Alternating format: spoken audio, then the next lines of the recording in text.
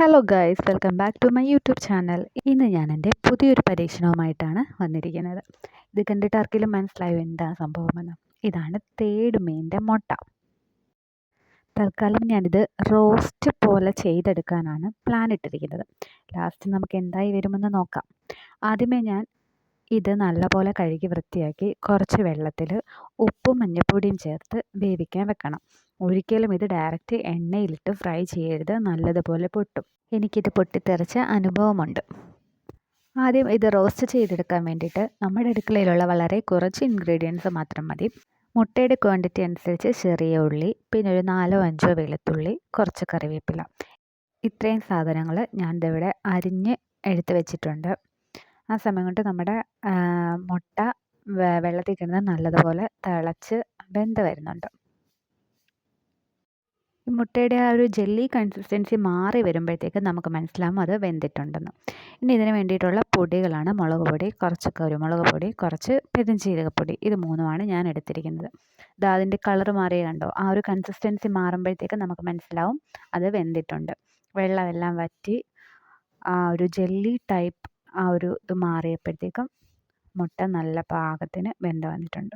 ഇത് ഞാൻ വേറെ ഒരു പാത്രത്തിലോട്ട് വെച്ചിട്ട് ആ പാത്രം നല്ലപോലെ കഴുകി അതിൽ തന്നെയാണ് ഞാൻ പൊടികൾ മൂപ്പിച്ച് റോസ്റ്റ് തയ്യാറാക്കുന്നത്. ഇനി നമുക്കൊരു പാൻ വെച്ചിട്ട് കുറച്ച് വെളിച്ചെണ്ണ ഒഴിച്ച് അരിഞ്ഞ് വെച്ചിരിക്കുന്ന വെളുത്തുള്ളി, കറിവേപ്പില, അതിന് ശേഷം അത് നല്ലപോലെ വേണ്ട, ചെറുതായിട്ടൊന്ന് വാടി വരുമ്പോഴത്തേക്കും ഉള്ളിയും കൂടി ഇട്ട് നല്ലതുപോലെ വാട്ടിയെടുക്കാം. ഗോൾഡൻ ബ്രൗൺ ഒന്നും ആയില്ലെങ്കിലും നമുക്ക് ജസ്റ്റ് ഒന്ന് വഴണ്ട് വരണം. ഇതിനകത്തോട്ട് നമ്മൾ കുറച്ച് ഉപ്പിട്ട് കൊടുക്കുന്നുണ്ട്, കാരണം മസാലയ്ക്ക് ഉപ്പ് വേണമല്ലോ.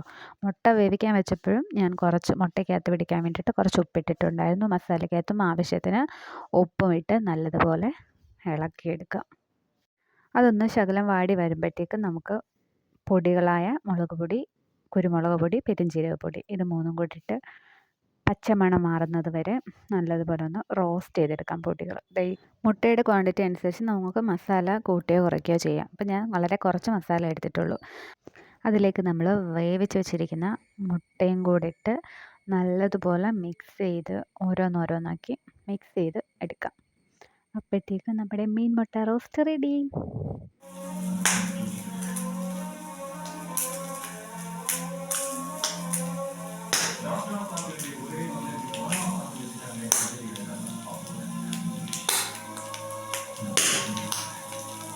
കണ്ടോ, ഒരു ശകലം ഒരു തുള്ളി എണ്ണയിൽ കുറച്ച് നേരം ഒന്ന് ചൂടായപ്പോൾ തന്നെ ആ മുട്ട പൊട്ടിത്തെറിക്കാൻ തുടങ്ങി. നമ്മൾ അടുത്ത് നിന്നാൽ നമ്മുടെ ദേഹത്തും അത് വീഴും. പിന്നെ അതൊരു സ്പോഞ്ച് പോലെ, അത് തിന്നാൻ കൊള്ളൂല. എന്തായാലും ഞാനുണ്ടാക്കി, എനിക്കിഷ്ടപ്പെട്ടു. എല്ലാവരും ട്രൈ ചെയ്യുക. ട്രൈ ചെയ്തിട്ട് ഫീഡ്ബാക്ക് കമൻ്റായിട്ട് അറിയിക്കുക. എൻ്റെ ചാനലൊന്ന് സബ്സ്ക്രൈബ് ചെയ്ത് സപ്പോർട്ട് ചെയ്യുക. താങ്ക്